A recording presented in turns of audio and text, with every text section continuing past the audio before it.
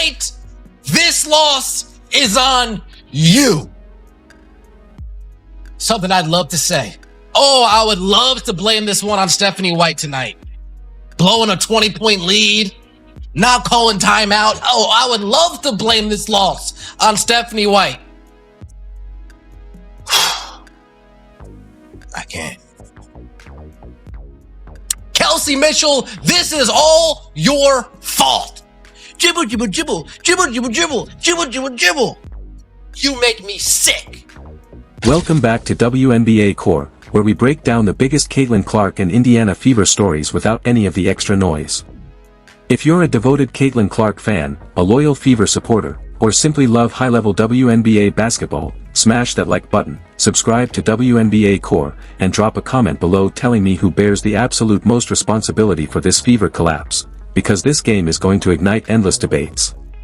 Let's jump right into it.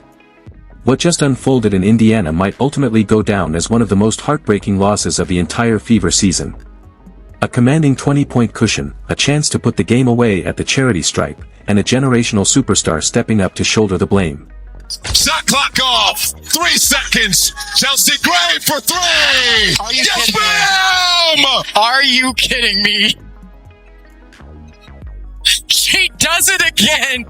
And just like that, Chelsea Gray delivered not just one, but 2 unreal late-game daggers as the Las Vegas Aces managed to pull off an 86-84 overtime victory. However, the final box score barely tells the whole story. Because after the final buzzer sounded, Caitlin Clark didn't try to dodge the cameras. She offered zero excuses and refused to deflect responsibility onto anyone else. Caitlin, so many plays decide a game like that. They obviously had 2 buzzer beaters, but what goes through your head after 2 free throws like that at the end of regulation?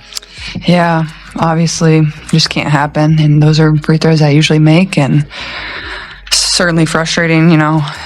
Obviously one of them gives us a 2-possession lead, and kind of cost my team there for sure, so that's on me. Caitlin, so many individual plays dictate a game like this. They obviously knocked down 2 buzzer beaters, but what is running through your mind after missing those 2 free throws at the end of regulation? Yeah, obviously that just cannot happen. Those are free throws I routinely sink, and it's certainly frustrating.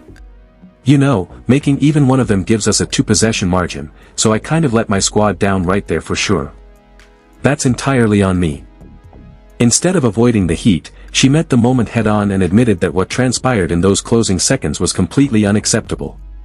Meanwhile, Stephanie White had a few key remarks to add regarding the situation as well. So, what exactly fell apart?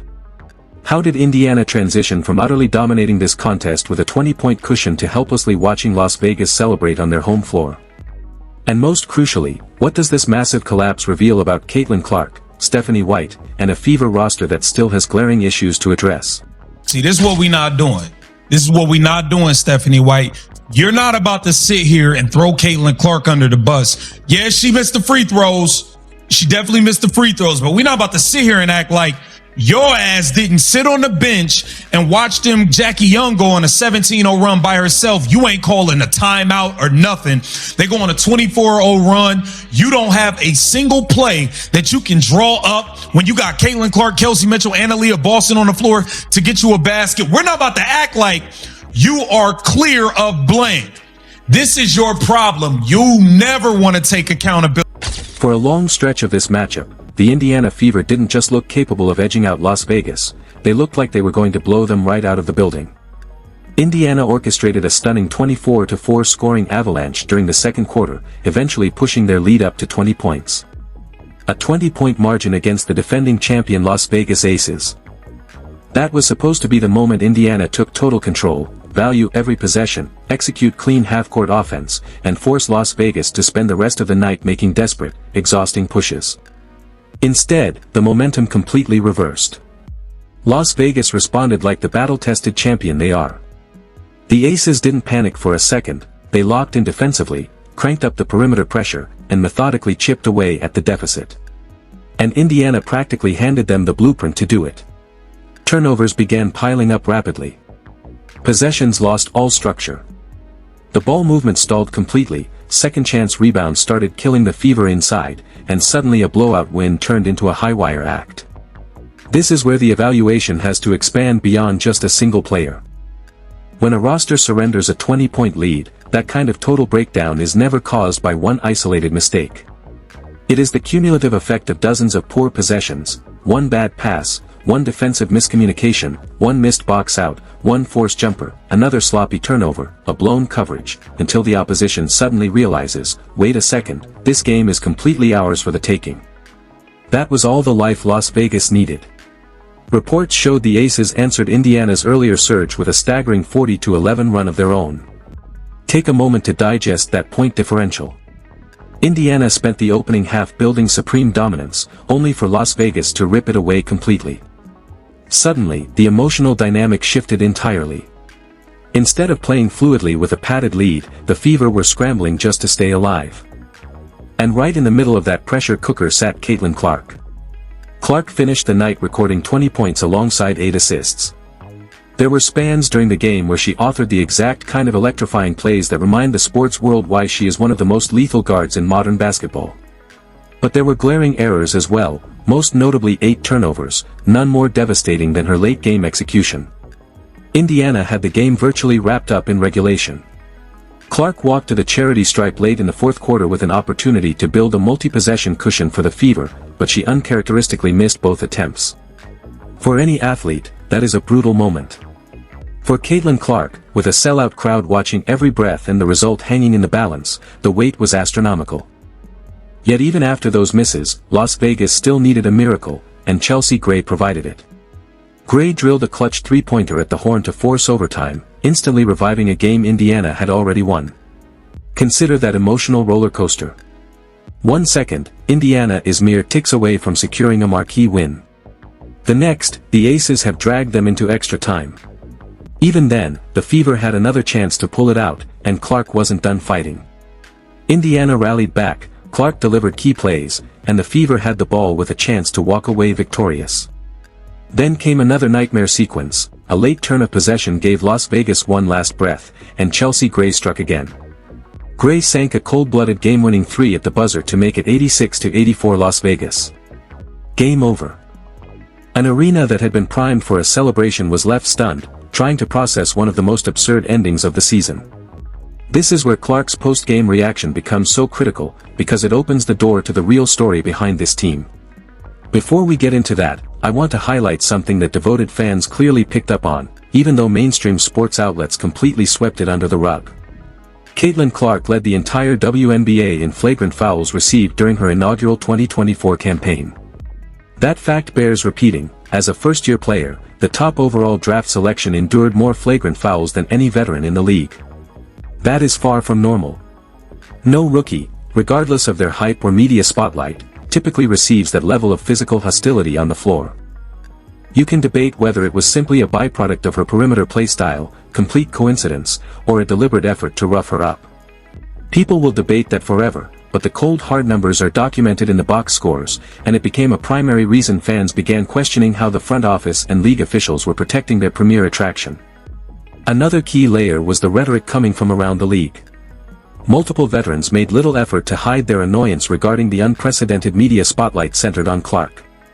The phrase, special whistle, was famously coined by rookie Angel Reese to allege that Clark was receiving favorable officiating. Other veterans insisted in media sessions that Clark needed to pay her dues, respect the learning curve, and endure the physical initiation that every rookie goes through. To a degree, that can be chalked up to standard rookie versus veteran dynamics that occur in every sport. But the raw intensity, the relentless media commentary, and the way it ignited social media made this dynamic entirely unique. As Sophie Cunningham would later note, it evolved into something that transcended basketball. September 22, 2024, Mohegan Sun Arena in Uncasville, Connecticut. Game 1 of the WNBA playoff opening round. The Indiana Fever were stepping onto the postseason stage for the first time since 2016. On the opposing sideline stood the Connecticut Sun, helmed by head coach Stephanie White. Keep that name locked in your mind, Stephanie White, because she becomes the central figure in this narrative. Less than 2 minutes into the opening quarter, Caitlin Clark delivered a routine pass to her frontcourt teammate Aaliyah Boston. As the ball left her hands, Sun guard Dejonae Carrington contested the pass aggressively. As Carrington's hand swiped down, her long acrylic fingernail made direct contact with Clark's right eye. Clark immediately collapsed to the floor, clutching her face. No whistle was blown, play continued uninterrupted. Now, let's keep things completely objective here. Following the game, both DiJohnai Carrington and Caitlin Clark publicly stated they did not believe the contact was malicious. When reporters asked Clark about the incident the next day, she dismissed the drama, stating it was clearly not intentional and that anyone reviewing the tape could see it was just a basketball play. We want to stick strictly to verified facts here, not internet conspiracy theories. Yet, this reality remains: her eye suffered direct physical contact. She walked away from that game with a visible black eye, and she struggled through a brutal 4-for-17 shooting night as Indiana dropped a 24-point decision. The physical toll was undeniable, regardless of intent. And that single image of the league's flagship star lying face down on the court holding her eye instantly became one of the most iconic and debated photos in modern league history. Connecticut took Game 1, followed it up with a victory in Game 2, and completely swept Indiana out of the postseason in just 2 games. Operating from the opposing bench was head coach Stephanie White, whose physical game plan had just brought Caitlin Clark's rookie season to an abrupt end. If you are a Fever fan, you remember every single detail of that short series: the eye poke, the punishing fouls, the floor burns, the relentless trash talk, and the sinking feeling that your franchise savior had just been thrown into a meat grinder. When the season ended, the narrative among fans was clear: we lost, we need more physical protection, and we need a commander on the sideline who will shield our star player and elevate this roster into a championship contender. On October 27, 2024, the Indiana Fever front office officially announced the firing of head coach Christy Sides. Sides had just guided the squad to a 20-20 record, taking a franchise that had been stuck near the bottom of the standings back to the playoffs for the first time in 8 years. By standard metrics, she fulfilled her objective. However, management wanted more than middle-of-the-pack stability. They wanted a championship architect capable of turning a generational talent into a title winner. So who did they target? Just a few days later, on November 1st, the Fever made it official: Stephanie White was named the new head coach of the Indiana Fever. Yes, Stephanie White. Barely 6 weeks after sitting on the opposing sideline watching her team eliminate Caitlin Clark with a black, Stephanie White was handed the keys to the Fever franchise. You are not the only one who found that timeline completely mind-boggling. Fans across social media went into absolute meltdown mode. Within minutes, hashtags were trending as people expressed complete disbelief. The front office had literally hired the exact coach whose defensive schemes had just physically battered their young star to guide her development in year 2. However, to remain completely fair, we have to look at the hire through a neutral lens because Stephanie White was hardly an unqualified choice. Her basketball credentials are exceptionally strong. Born and raised in Indiana, she is a state basketball legend who starred at Seeger High School. In 1999, she led Purdue University to an NCAA national championship, which still stands as the only women's basketball national title in Big Ten history. She then played 4 of her 5 WNBA seasons right here with the Indiana Fever. In 2011, she returned to Indianapolis as an assistant coach, serving on the bench when the Fever captured their franchise's only WNBA championship in 2012. She subsequently took over as head coach of the Fever in 2015 and 2016. After a college stint at Vanderbilt, she returned to the WNBA with the Connecticut Sun, compiling an impressive 55-25 record across 2 seasons, reaching the semifinals both years, and earning the 2023 WNBA Coach of the Year award. By every objective metric, she possesses one of the sharpest tactical minds in the sport. To the front office, this wasn't a betrayal, it was a celebrated homecoming, an Indiana basketball icon returning to lead the franchise she helped build. That was the glowing narrative presented in the official press release. Here is the problem: fans don't experience the game through corporate press releases. Fans live in the raw emotional reality of the moment. The vast majority of Fever faithful still had the image burned into their minds of their 22-year-old star holding her face on the court. Consequently, the reaction online was downright toxic. That is where this story takes a fascinating turn, because an active league insider finally decided to speak candidly: Sophie Cunningham. For those unfamiliar with her background, Cunningham was a star at the University of Missouri, finishing as the second leading scorer in school history. Drafted 13th overall by the Phoenix Mercury in 2019, she established a reputation over 6 seasons in Phoenix as a fearless, physical guard who never backed down from a confrontation. In February 2025, she was traded to the Indiana Fever, suddenly placing her in the exact same locker room as Caitlin Clark. She made her allegiance crystal clear almost immediately. When physical confrontations arose on the floor, Cunningham was consistently the first player to step in and defend Clark. Her jersey sales exploded as fans quickly embraced her as Clark's enforcer. In July 2025, Cunningham launched her own podcast, Show Me Something, alongside West Wilson. In her very first episode, she didn't hold back when asked about critics who claim Caitlin Clark isn't the true face of the WNBA. When people try to argue that she isn't the face of this league, it literally drives me insane. Look, we have incredible, iconic players in this league, I'm not taking anything away from them. There are absolute badasses playing in this league, 100%. I love that. But you are completely out of your mind if you try to claim she isn't the face of our league or that we would be where we are without her. You are out of your mind. Even with the language cleaned up for broadcast, her frustration was palpable. She continued, "This boom is everything we've been begging for as a league for years. Who cares who gets the individual credit? If you're smart, you capitalize on it. The massive viewership is putting money directly into everyone's pockets. Let that sink in." In her own words, an active veteran player publicly called out every coach and player in the league harboring quiet resentment toward Clark. She highlighted that revenue is up, ratings are skyrocketing, charter flights are finally funded, and the entire league is benefiting. She argued that anyone too blind or envious to acknowledge that reality is completely foolish. It was bold and unapologetic. In her very first season with a new team, a respected veteran went on record confirming that jealousy exists within the league and is driving people to act irrationally. Sophie Cunningham spoke out because she has lived it, she has been in those locker rooms, heard those private conversations, and knows the reality. To understand why her voice carries so much weight, you have to look at her journey. Raised in Columbia, Missouri, basketball runs in her blood, her mother and two older sisters all played for Missouri. Sophie followed in their footsteps, starting 4 years and finishing as the program's second all-time leading scorer. She built her identity on hustle, diving for loose balls, taking hard fouls in the paint, pulling down contested rebounds, and playing relentless defense. She was never a star averaging 20 points a night, she averaged between 6 and 10 points per game throughout her career, but her grit made her an instant fan favorite.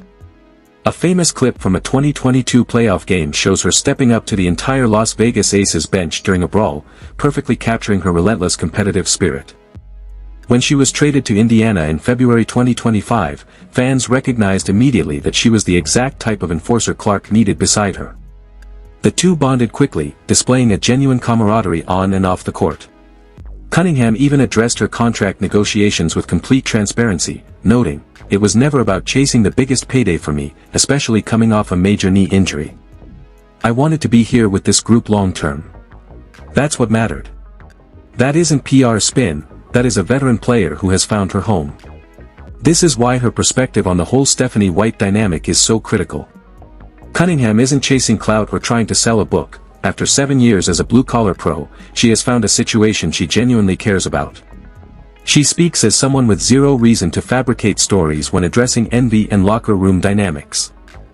When Cunningham spoke on her podcast, she validated what millions of casual supporters had been pointing out for over a year, a perspective that traditional media outlets and league figures had routinely dismissed as mere social media noise. When sports host Skip Bayless suggested on a later show that some of Clark's 2025 injury setbacks were mentally induced by veteran hostility, Cunningham immediately fired back, "That is complete nonsense. When you are an elite competitor, being sidelined from the game you love is the absolute hardest battle mentally, physically, and emotionally." She was doing everything in her power to get back on the floor. Now, connect that back to Stephanie White.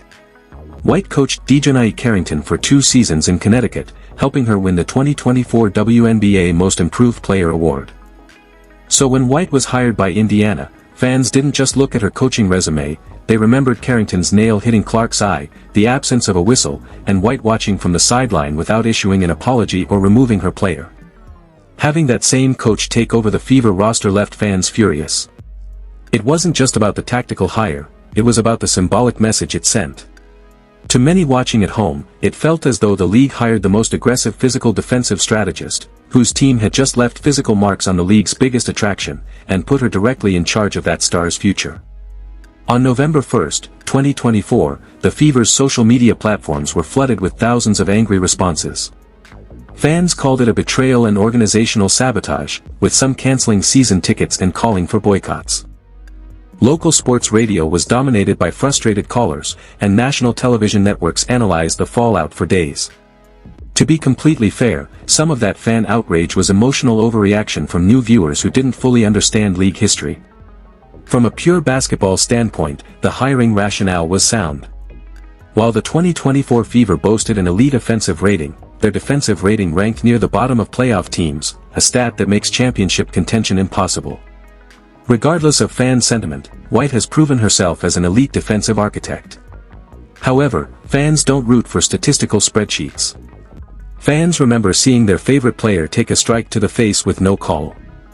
They remember seeing a 22-year-old get physically battered for 40 minutes while the opposing coach stood by silently. So while the basketball logic was defensible, the emotional optics were fractured from day one. Adding fuel to the fire, reports surfaced via the Chicago Sun-Times revealing that the Fever front office had begun discussions with White prior to officially parting ways with Christie Sides.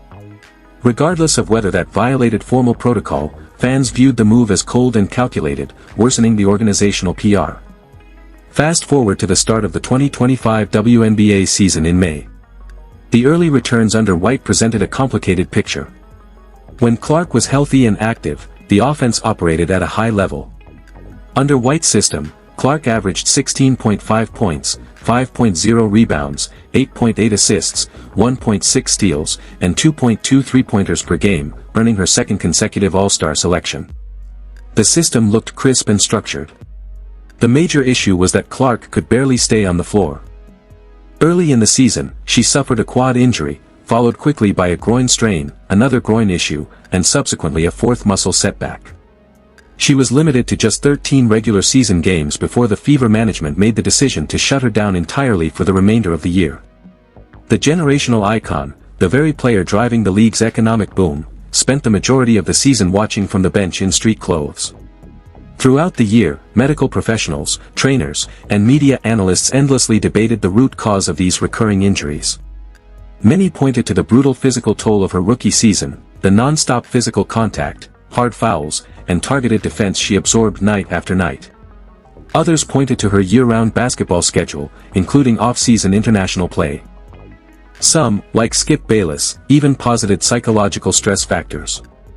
In the end, it brings us right back to tonight's heartbreaking collapse. Was this loss primarily on Clark's missed free throws, the collective late-game execution, coaching decisions down the stretch, or was Chelsea Gray simply too clutch when it mattered most? This is WNBA Core. Thanks for watching, and I'll see you in the next video.